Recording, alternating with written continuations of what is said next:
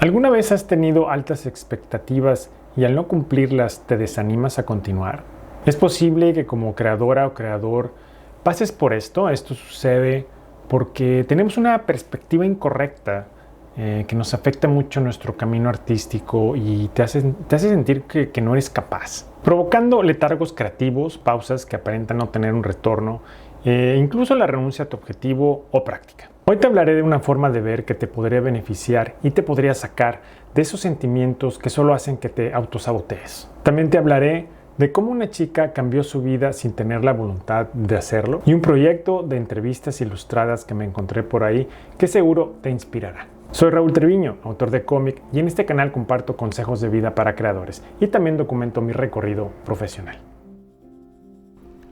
Comenzaré hablándote de una autora de cómic y columnista que me pareció muy inspiradora llamada Edith Zimmerman. Si algo me fascina es conocer gente que puede inspirarme, sorprenderme o hacerme reflexionar. Me encanta leer biografías o anécdotas de otras personas para saber cómo afrontaron obstáculos, cómo los resolvieron y qué resoluciones tuvieron.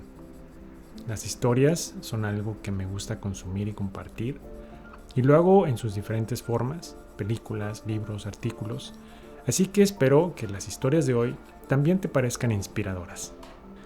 En fin, comienzo a decirte que la semana pasada me encontré con un artículo donde Edith Zimmerman comparte su experiencia en contra del alcohol. Es decir, cómo superó el alcoholismo. El artículo es del New York Magazine y se titula ¿Cómo cambiar sin voluntad? Es curioso porque quizá pienses que la forma para cambiar algo es teniendo la voluntad de hacerlo. Bueno, quédate aquí para que sepas cómo Edith fue que lo hizo. Edith comparte que pasó más de 10 años tratando de dejar el alcohol. Para ella era un sinónimo de diversión y de refugio, era su amigo. Lo consideraba parte de su personalidad. Imagínate eso. Lo máximo que pudo dejar de tomar en todo ese tiempo fueron 21 días. Así que falló miserablemente. Sentía que se estaba volviendo lenta, gorda y cruel con los demás. Y que también sentía una sensación de entumecimiento. No tenía planes reales ni esperanzas para el futuro. Odiaba mirarse al espejo. Todos los días se sentía igual, se sentía perdida. Pero un día se despertó y se dio cuenta que tenía que terminar con ese estilo de vida. No quiso querer tomar como una persona normal, no. Quiso erradicar por completo el acto de tomar. Se había comprado un libro llamado Deja de tomar ahora y no se había propuesto a leerlo hasta después de 6 meses que lo compró. Así que aprovechó ese llamado de querer dejar el alcohol. Leyó el libro y entonces todo fluyó. Lo que a ella le funcionó fue arrancar de raíz la idea de que el alcohol era divertido y reemplazar esta idea por el alcohol es una estafa. No trató de encontrar por medio de la voluntad la manera de manejar la tentación o el deseo de tomar, porque estarás de acuerdo que aunque tengamos la voluntad de hacer algo, no es seguro que lo podamos conseguir, sino que al parecer se necesita algo más.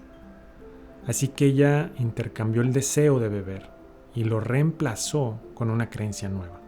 Entonces ella se convenció a sí misma con una nueva creencia, ¿no? Y se dio cuenta que su deseo por cambiar comenzó a fluir. Estarás de acuerdo que una creencia es mucho más fuerte que la voluntad. Es posible que tengamos la voluntad de hacer algo, porque es la facultad que tenemos para rechazar o elegir hacer algo, pero la creencia nos da la confianza, porque representa la verdad de lo que pensamos. Porque sintió un breve momento cuando su verdadero yo se asomó diciéndole, vamos a morirnos, por favor, ofrezcámonos algo mejor en que creer. Pero creo también que lo que le pasó a Edith, y que ella no menciona, es que tocó fondo. Y es aquí donde tú y yo nos podemos identificar también, aunque sea un poquito. O sea, no quiero compararme con su experiencia. Salir de un vicio como lo es el alcohol ha de ser de las situaciones más difíciles de afrontar. Pero ¿Cuántas veces no le hemos dado más prioridad a cierto vicio o actividad de ocio para evitar luchar por lo que queremos en la vida? O posponiendo un proyecto. O en el caso de Edith, evitar querer saber lo que queremos hacer con nuestras vidas. Así que Edith comenzó a hacer cómics en su camino a la recuperación y me parece fascinante, ¿a poco no? Nuestro amigo el arte de nuevo llega a salvarnos. Como diría Alejandro Jodorowsky, el arte es para sanar. Así que Edith hizo un proyecto que me pareció muy interesante llamado Entrevistas Ilustradas, donde solo hace una sola pregunta: ¿cómo haces cómics? Entrevista a un gran número de autores y autoras y dibujó las entrevistas. Quizá pienses que los dibujos no tienen un tratamiento académico, quizás digas que están feos o mal dibujados, pero a mí no me importa. He disfrutado mucho las entrevistas que he leído. Es muy interesante ver las distintas formas en las que otros artistas del cómic trabajan, además de hablar con mucha honestidad, todas ellas y ellos. Lo que me fascina de estas entrevistas es que nos comparten diferentes formas de trabajar y te pueden ayudar a confirmar que la manera en que quizá tú lo estás haciendo no está nada mal. Por ejemplo, la autora Dasha Tolstikova, de una forma muy transparente, nos dice que le gusta decidir si comenzar algo mucho antes de la fecha de entrega o no. Y que mientras tanto rellena ese tiempo cocinando, viendo Netflix, sacando al perro, saliendo con sus amistades, leyendo y demás. Para entonces concluir si no es mala idea comenzar a pensar en el proyecto. Es entonces cuando una mañana se da cuenta que la fecha para terminar el proyecto está cerca, entonces saca al perro para entrar en pánico, para después pasar 2 días pensando en qué necesita hacer, ¿no? Es decir, lo está llevando al límite, ¿no? Se da cuenta que no hay mucho tiempo para editar su trabajo, considera que lo hermoso de su método es que tiene muy poco tiempo para preocuparse si lo que hizo está bien o mal. Aunque obviamente haya faltas en el producto final, según ella lo comenta. De hecho, yo me identifico un poco con ella, no sé si tú, pero ojo, no es cualquier principiante. Estamos hablando de una autora que tiene 6 libros publicados y que se pueden encontrar en Amazon. Te dejo el enlace abajo en la caja de descripción. Por lo que puedes ver, es una autora que trabaja bajo presión, y de este tipo conozco a varios. No todas las personas funcionamos de la misma forma, así que está en ti encontrar el método que te funciona para crear. Nunca te compares con alguien más, no te sientas mal si sabes de alguien que tiene métodos muy disciplinados o técnicos. De seguro no has aceptado que tu forma de trabajo no es para nada parecida a la de alguien más. Podrías poner atención a cuál es el estado de fluidez y cómo es que te llega. Porque una vez que fluyes y que lo descubres y lo aceptas, lo demás viene solo. ¿No te parece interesante todo esto? Te dejo todos los enlaces en la caja de información de las entrevistas ilustradas, además de la autora que mencioné. Están en inglés, un pequeño detalle si no dominas el idioma, pero suelo encontrar tantas cosas interesantes en este idioma que me parece una injusticia no traducirlas y compartírtelas. Y es entonces ahora cuando te respondo la pregunta: ¿cómo florecer sin expectativas como artista? ¿Cómo dejar la expectativa a un lado? Tener altas expectativas es algo que me atormentó por mucho tiempo. Siempre me pasaba que visualizaba un dibujo en mi mente y muy pocas veces conseguía el resultado deseado. Contadas veces. Me frustraba mucho, pero entonces descubrí una forma de verlo que reemplazó mis expectativas.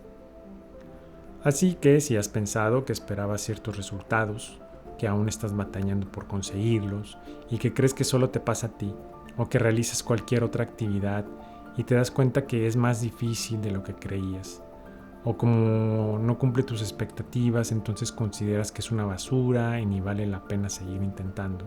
Bueno, debes de saber que no estás ni sola ni solo en esto. Por cierto, si apenas estás practicando y estás en tu desarrollo, te comparto esta fórmula de James Clear que te puede ayudar muchísimo. El desafío para cualquier persona interesada en progresar es tener al mismo tiempo 3 cosas. 1. la confianza para ir tras lo que quieres. 2.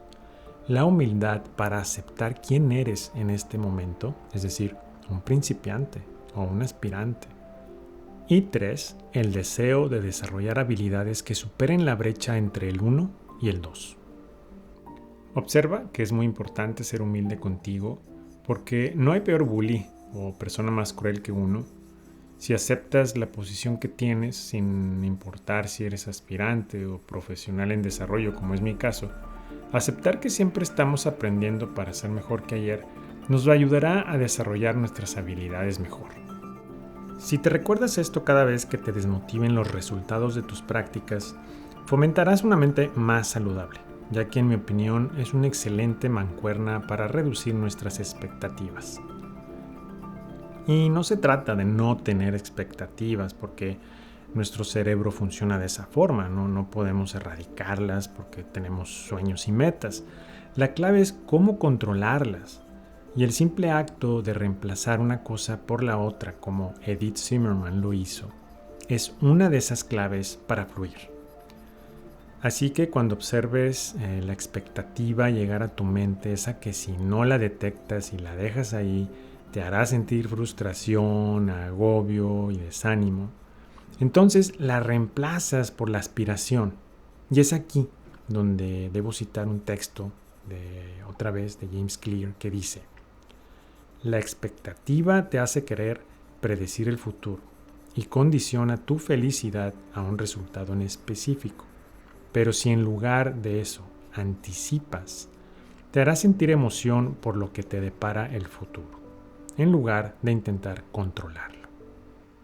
Si observas cuando dice la expectativa te hace querer predecir el futuro, nosotros los humanos podemos llegar a desarrollar un ego tan grande que nos hace creer que podemos predecir el futuro, idealizando un desenlace, ¿no? Porque cuando eso lo aplicamos a nuestras vidas, se llenan de un sinfín de decepciones, ¿no? Es decir, cuando queremos que algo externo que no controlamos no resulte ser como queríamos. Así que estar consciente de esto es algo muy importante. Así que déjate sorprender y deja que la sorpresa se vuelva un método de trabajo. Me atrevo a decirte que se puede aplicar en cualquier disciplina artística. Siente ese entusiasmo por las infinitas posibilidades que algo te puede traer. Nunca trates de ejercer ningún control o derecho sobre los resultados, porque no son cosas que podamos controlar. Los hermosos accidentes traen revelaciones también. Esto me lleva a recordar un comentario de un escritor que decía que si quieres escribir una historia de dos perros peleando y te pones a escribir una historia de dos perros peleando, terminarás escribiendo una historia de dos perros peleando. Y entonces has hecho mal tu trabajo como escritor. Me hubiese gustado hacer una ilustración más acorde a este tema, como una acuarela, por ejemplo, pero no puedo realizar ilustraciones dedicadas por el momento. Pero aún así, te puedo decir que me sorprendió el resultado de este dibujo, aunque está basado en una fotografía misma que te pongo en pantalla, porque fui descubriendo y resolviendo las cosas durante la marcha, ¿no? Me considero un pésimo retratista, y si algo me gusta cuando me baso en una fotografía es el resultado de mis interpretaciones. Un resultado bueno o malo respecto a la apariencia de la persona no importa, ya que mi intención no es retratar. Me parece algo aburrido, honestamente. Lo que trato de hacer es interpretar. Dejarme sorprender es algo que disfruto mucho de mis interpretaciones cartoony con tintes realistas. Así que yo considero que el crear es descubrir. Dejarte sorprender hace las cosas más emocionantes. Recuerda que siempre que la expectativa se presente, reemplazarla por la anticipación. Esa que no quiere controlar el futuro, sino esa que le abre las posibilidades a los resultados. A un dibujo, a un cuento, a una composición o a una fotografía. Así que pregúntate, ¿quiero dejar que las expectativas me detengan? ¿O me dejaré llevar por la emoción de lo que voy a aprender en mi recorrido? Comienza a preguntarte siempre esto. Te aseguro que te enamorarás de tus procesos y poco a poco te irás sorprendiendo de las cosas que puedes lograr.